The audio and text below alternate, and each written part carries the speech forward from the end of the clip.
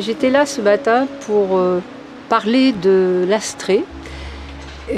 C'était pour moi un plaisir d'abord et l'occasion de rappeler 3 ou 4 points qui peuvent avoir du sens pour un territoire, celui du Forez, mais peut-être plus élargi. Donc la première chose que je dirais, c'est que quand on a affaire à une œuvre qui est un roman, c'est forcément une ressource pour l'imaginaire. Et que l'imaginaire, ça peut aussi nourrir du tourisme.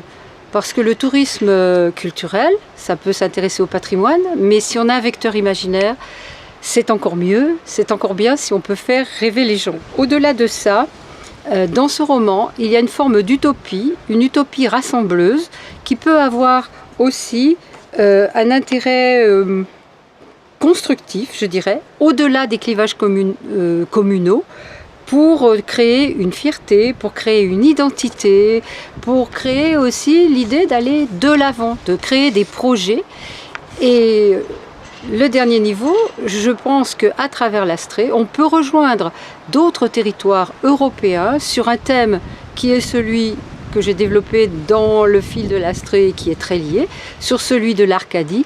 Et il y a des territoires européens en Allemagne, en Grèce, en Italie, en Angleterre, qui ont dans leur histoire littéraire et culturelle ce ferment arcadien traité par des auteurs ou par des peintres ou par des artistes, etc.